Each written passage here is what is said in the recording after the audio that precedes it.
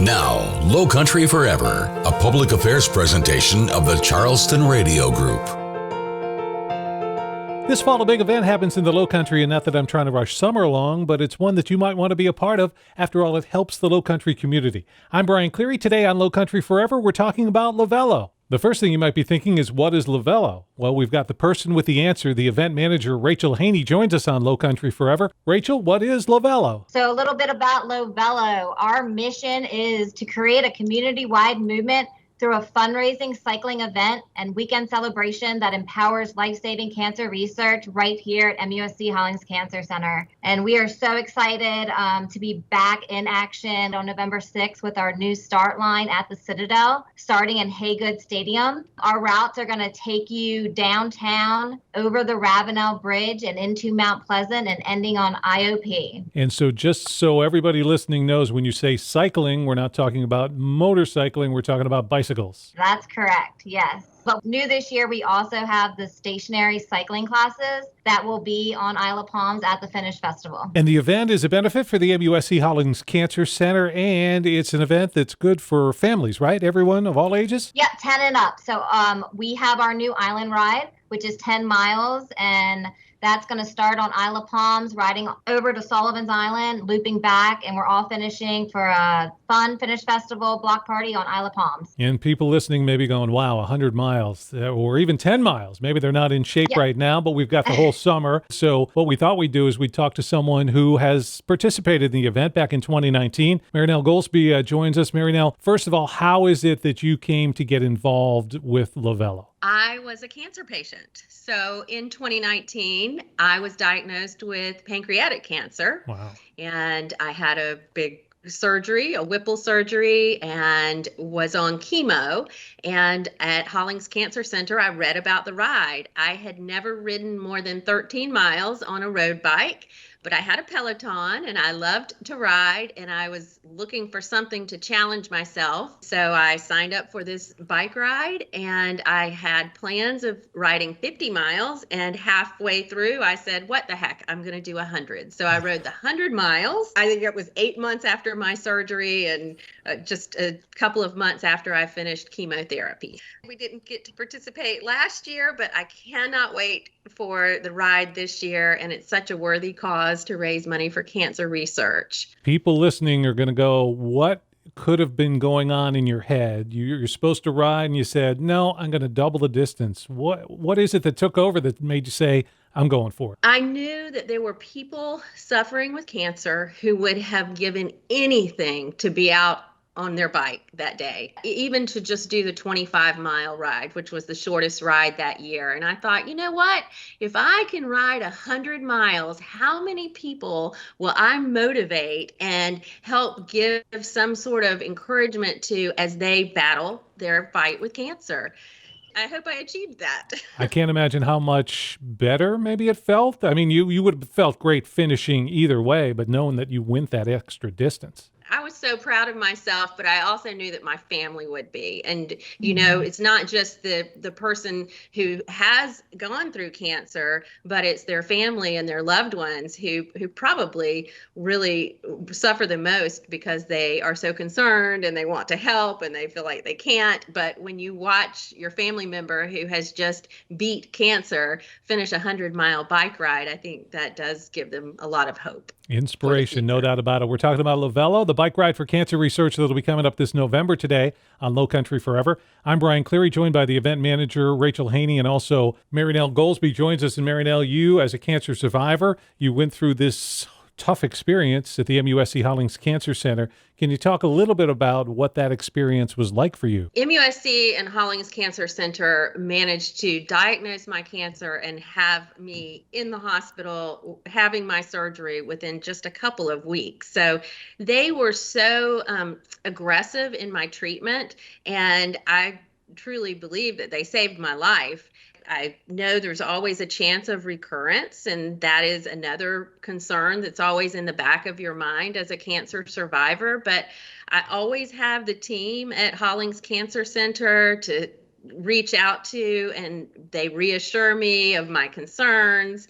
They, regularly screen me, and it really does give you a lot of comfort to know that they care so much and that they're always there for you, even down the road once you've beat cancer.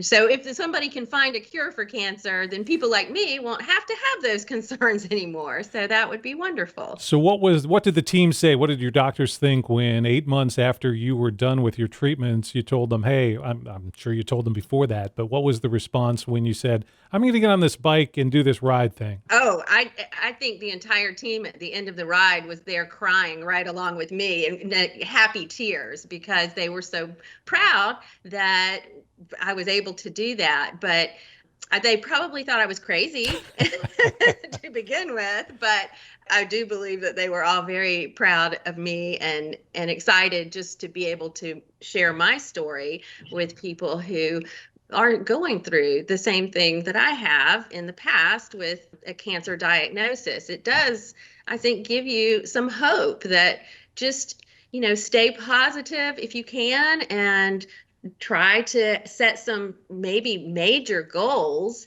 and have that to look forward to as you go through that battle. Rachel, we had to skip a year. A lot of things got skipped over the last 12, 14 months because of the pandemic, but we've reset. And I guess in some ways, the 2021 event will be bigger, better, more exciting than even back in 2019. Absolutely. Absolutely. The first year was great, Brian.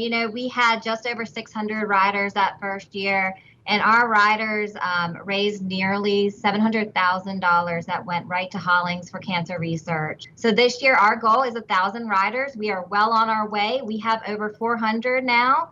And we've changed it up to make it a little bit more accessible to everyone. So we've lowered that fundraising minimum. So our new 10-mile route, the Island Ride, we have a fundraising minimum now of $300. The stationary classes, that'll be $350. The 22-mile route at $500. The 57-mile route at $1,000, and the 100-mile route will be $1,500.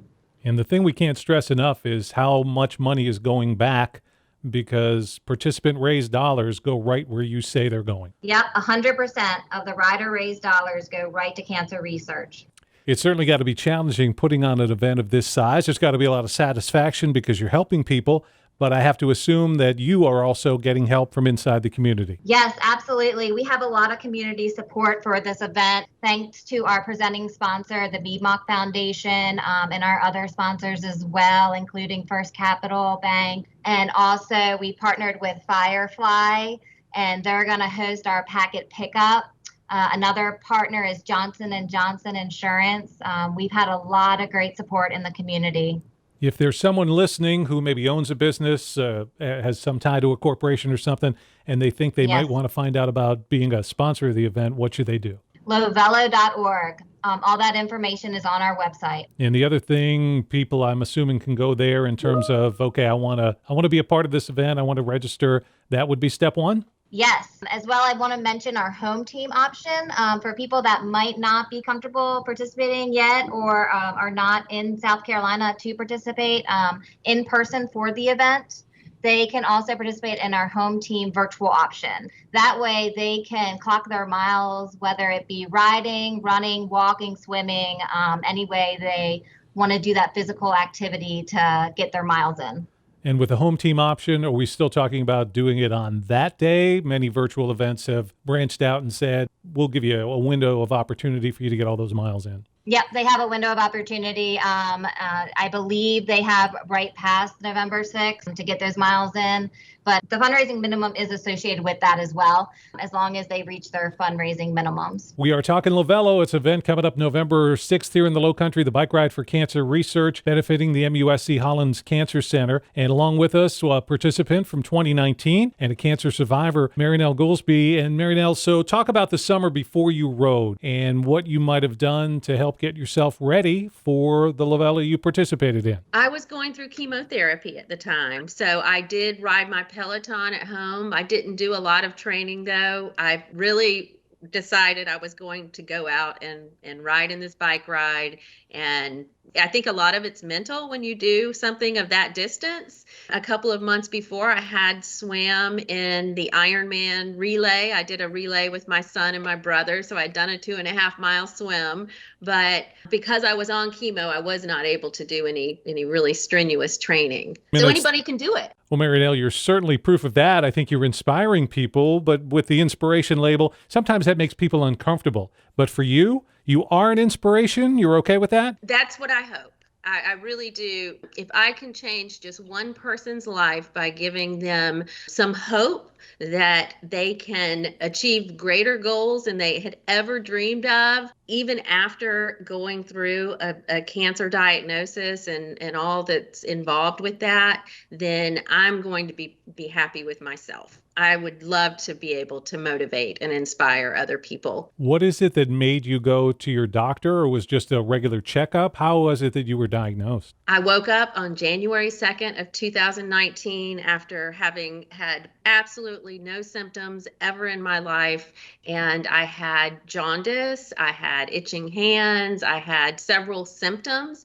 I work in a doctor's office. I manage a medical facility, and we're probably the worst patients, people who work in healthcare. But so I waited several days, and finally I went to one of the physicians in my office and I said, something's wrong.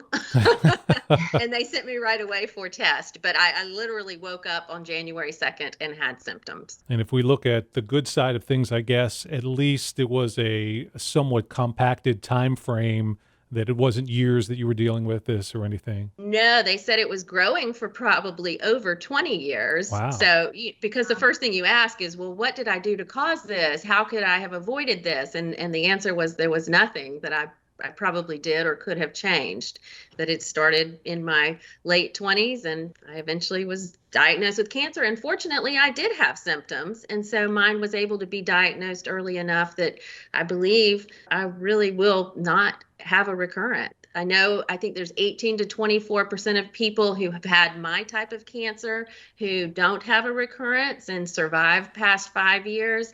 And I am positive that I will be in that percentage. So what we want to do is get to the goal of 1,000 riders. So Marinelle, maybe you can make a pitch for us. Someone listening today should be participating in this event because everybody at some point in their life is unfortunately going to be touched by cancer, whether you're diagnosed or a friend or a loved one is diagnosed. And it's a great cause. It's also fun. So you get to have fun and you get to raise money for cancer research. This year, I've opted to only do the 10-mile ride because I've done the 100, been there, done that. And my goodness, we're going to party on Isle of Palms all day. So I want to finish up early and join the party. So just sign up for the 10-mile ride if you don't think that 50 or 100 is for you. Start now, challenge yourself, and do it because it's the right thing to do. You can raise money for cancer research. And if you don't believe that you can ride, and there may be a very good reason that you can't, you can volunteer. So everybody can be a part of this. So Rachel, we want to get as many people involved as we can, hit that 1,000 mark. So tell people what they need to do to register and what their options are in participating in this year's Lowvelo. So we have a ride option for everyone. We have the family ride on Isle of Palms. It's the 10-mile route. It's going to go from Isle of Palms to Sullivan's and loop back to Isle of Palms. We also have our stationary cycling classes. That's a new option this year as well. We partner with Pivotal for those classes. We have the 22-mile route. We have a 57-mile route, and we have a 100-mile route. And everyone can register at lowvelo.org. And we'll be starting this year. The longer runs will be down from the Citadel. That's correct, starting at Haygood Stadium. So, Marinelle, you say you'll do the 10-mile run, but will that end up being the 22-miler? The 100-miler? I'm going to finish the 10-mile because it starts on Isle of Palms and it ends on Isle of Palms. So I can't change my mind, but it's not a race. We're all just doing this together. Everybody wins. Everybody wins. Everybody who participates wins. That's the way to be. And if you're going to be participating, and I hope you are, there's no time like the present to sign up. The earlier, the better to register, to get your fundraising in. Everyone does have until December 31st to reach their fundraising goal. If they join on a team, they can share in that fundraising goal. And what I mean by that, if they have someone on their team that does the island ride, They raised $600, and they have someone else that's struggling to reach that $300 fundraising goal. They can split that with their team member. And while Lowvelo is not a competition in terms of the bike rides, there are some ways that teams are going to be honored, correct? We do have a college cup here for MUSC colleges, and I believe College of Nursing won the college cup our first year. They had the biggest team, and they raised the most amount of dollars. So they won our college cup, and yeah, we will have an award ceremony. February 2022, we will have our award ceremony to give out those prizes for people who reach over their fundraising minimum and get into that high tide club of their fundraising goal. And my team is the MDVIP Whipple Warriors, so feel free to join. So there you go. The team you want to be on as we rally together for one great cause. Saturday, November the 6th, it's Lowvelo to benefit the MUSC Hollings Cancer Center. We thank Rachel Haney, the event manager, and also Marynell Goldsby, who is a cancer survivor and participated in Lowvelo. If you do want to find out more, go to the website. It's lowvelo.org. Lowvelo.org, the website for Lowvelo, today on Lowcountry Forever. The Charleston Radio Group is the Lowcountry. Every week, we highlight local organizations and events that are helping to make a difference here where we live. If you have a group, event, or an idea to feature on Lowcountry Forever, let us know. Visit lowcountryforever.com and click on our podcast link for contact information. Now, Lowcountry Forever continues. If you haven't needed assistance throughout the pandemic yourself, chances are you know a neighbor that's been in need. And there are organizations across the Lowcountry that have been set up and continue to help even as we come out the other side of the pandemic. And that's what we're talking about today on Lowcountry Forever. I'm Brian Cleary, joined by Anna Eskridge. She is the Community Development Program Manager working with the Charleston Emergency Rental Assistance Program. Anna, not everybody is probably up to speed or knows about the organization. So why don't you explain to everyone a little bit about what the organization is all about? Sounds good. This program, Charleston County Government's Emergency Rental Assistance Program, is intended to help both renters and landlords who have been financially impacted by COVID-19 in some way. Renters can also apply for utility assistance, but we know that there are renters who have never been in this situation before. And then we know that there are landlords, mom and pop landlords, who are out there providing affordable housing to our renters in Charleston County. And this program helps get them financially stable again. So to just get down to the basics, I'm renting an apartment in Charleston County, and because of COVID, I've lost my job, or for whatever reason, I'm just having a tough time making my monthly rental payments. And so what you're saying is you can provide me a little help. Yep. So how would I go about actually getting that help to assist with my rent payment? The application's all online. You go to charlestoncounty.org, charlestoncounty.org, and you'll see a big banner on our home site that says Emergency Rental Assistance Program. And you can click on that. It'll take you to the page. As a renter, you'll fill out an application. If you're a landlord, you have a shorter registration form to fill out. But both renters and the landlords fill the application out. And again, with the renters, if they also need utility assistance, they can apply for that as well. Now, I think somebody may be surprised a little bit to hear that, wait, this organization, you're helping landlords as well. Because a lot of times in this situation, the landlord is the bad guy who's just wanting to get their money. So explain that to people, why you would be assisting landlords as well. Well, landlords, have mortgages. They have bills to pay as well. We see this as a great partnership with our landlord property management community. We've built relationships over the past year through our other programs that dealt with rental assistance. So, we're trying to help both renters and landlords, like I said, get financially stable through this program. So I guess the thought is, if I was a landlord and someone that's a tenant of mine isn't able to make the payments, then you're saying, well, me as a landlord, I can't make my mortgage payment. So it's kind of a domino effect, I guess. Mm-hmm. Because we want to make sure that we keep these rental units available in the community. So it, in a way, is helping the affordable housing challenges that we've had in Charleston County to keep that housing available. Yes. We're talking with Anna Eskridge. She is the Community Development Program Manager, and we're talking about the challenges that some folks have been facing because of the COVID and the COVID pandemic that's been going on now for more than a year.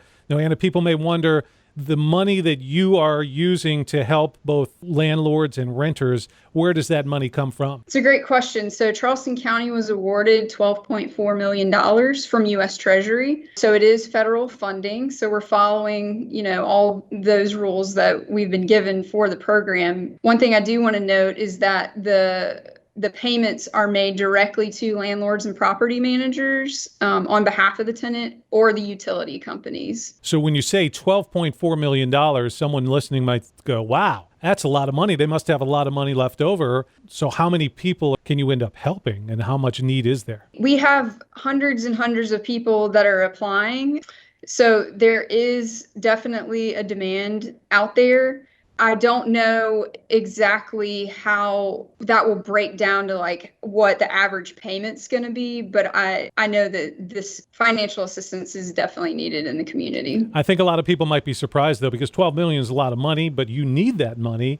So we're in a situation where maybe there's more demand than people who aren't having the problem might realize. This is something pretty tough for our communities. Yeah, it is. And it's actually something that we recognize as a problem early on in the pandemic, because the Charleston County also received funding through HUD, Housing and Urban Development, earlier in the pandemic. And we surveyed the community and found out that was the number one issue that we were facing was housing financial assistance. And so we've directed resources toward that over the last year through those programs, but we know that this need is continuing, and we're glad to have this U.S. Treasury funding to continue addressing that need. And I think you mentioned it slightly, but I think in this time of COVID now, people may have in their heads that, oh, well, this kind of people, this low income, they need assistance more than other people. But because of COVID, I would assume that you're seeing a huge increase from people who, quote unquote, were never in this sort of scenario before. That's exactly right. This has affected all kinds of different people because, a lot of jobs just came to a halt for a while. So there are criteria in this program. You do have to have some sort of housing instability, like you're not, able to pay your rent. You have to have had some sort of financial hardship as a result of COVID, but that may not necessarily mean that you lost your job. Maybe you are now having to pay for childcare, because your kid's out of school, or maybe you have medical bills. It doesn't necessarily mean that you lost your job. It just means you have some sort of financial hardship related to COVID. And so people understand the program. You're talking about landlords and you're talking about tenants, but you would not be talking about an individual homeowner who lives in their home and would be looking for, this money doesn't go to help pay a mortgage. Correct. This is not intended for mortgage assistance. Now, you referenced a couple of times the fact that utilities could also be somewhere where people can get help. Can you explain that a little bit and then talk about how people might reach out for some utility assistance if needed as well? It's the same application if you need utility assistance. If you need rent and utility assistance, you can just add that in when you're filling out your application. But we're working with the different utility providers in Charleston County. And if you are a renter, this is for renters only, and maybe you don't need help with rent, but you do need help with utility assistance, you can apply for just utility assistance. Today on Lowcountry Forever, we're talking with Anna Eskridge. She is the Community Development Program Manager. We're talking about the Charleston County Rental Assistance Program that is reaching out to help both landlords and renters because of the challenges we've had from COVID. Now, Anna, I'm not certain that you would have the answer to this, but I wanted to ask anyway. Do you see in the people who are applying, is it that maybe some people aren't applying? Is it a pride thing? I've never asked for assistance before, and has COVID gotten some people to where they just aren't reaching out but maybe could use your assistance? I haven't run into that, but we do want to make sure that we're telling everyone that we possibly can about the program. If you're listening to this right now, maybe you don't need the assistance, but maybe you know someone that does. And, that's the greatest way for us to get the word out about this program. We want to make sure that everyone in the community is aware of it. So if it's not me, but if it's someone I know, a family member, a friend, a neighbor, is there a time frame, a window in which I've got to apply to receive this assistance? We're going to keep this open until the funding runs out. And so I don't know when that will be, but get your applications in. Some of the reason that we want to make sure that this outreach is happening is that the eviction moratorium is coming to an end at the end of this month. And so we want to make sure that renters go ahead and seek this assistance if they're in need of it. And if you wouldn't mind, it sounds simplistic, but just so everybody's aware of what you mean by the eviction moratorium that was put in place during the pandemic. Sure. There were some rules that were put in place saying that if you had certain impacts due to COVID, that your landlord could not make you move out if you couldn't pay your rent, all related to COVID. But that's now coming to an end at the end of this month.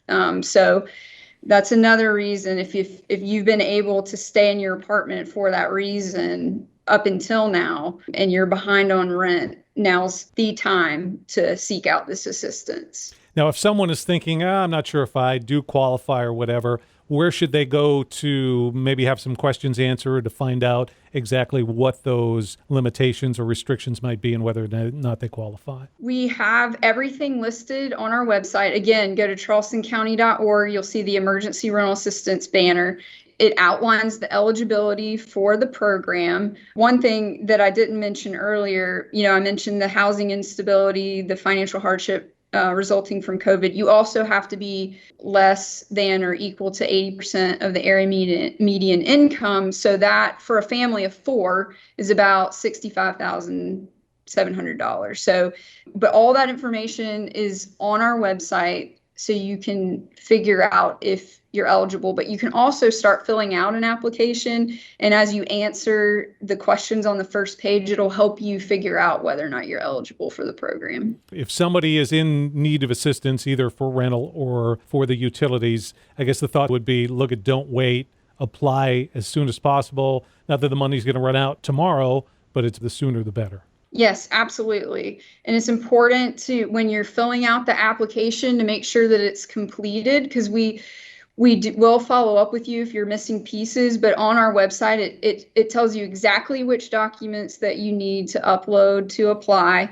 And there are several different steps to filling it out, but go ahead and try to get a completed application together. And if you need help filling out an application, if you don't have computer access, if you don't have internet access, we have partnered with the Charleston County Libraries.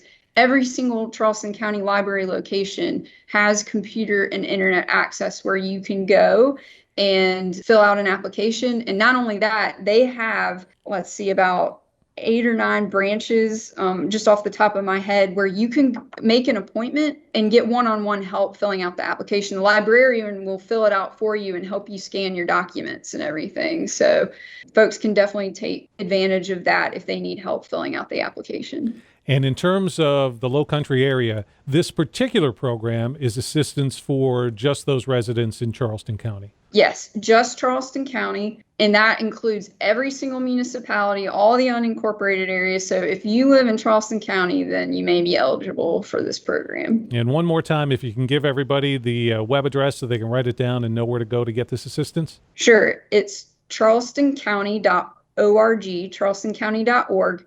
We've got a big banner on the home page that says Emergency Rental Assistance Program. And you click on that and it'll take you to the application. And Anna, is there anything that's been specifically set up for the Hispanic community here in Charleston County? For Spanish-speaking residents, we have a flyer on the homepage in Spanish. You can translate all the Charleston County web pages at the bottom of the page into the language that you need. But the application is also available in Spanish, and there's Spanish-speaking staff at some of the library branches that can help Spanish-speaking residents fill out the applications.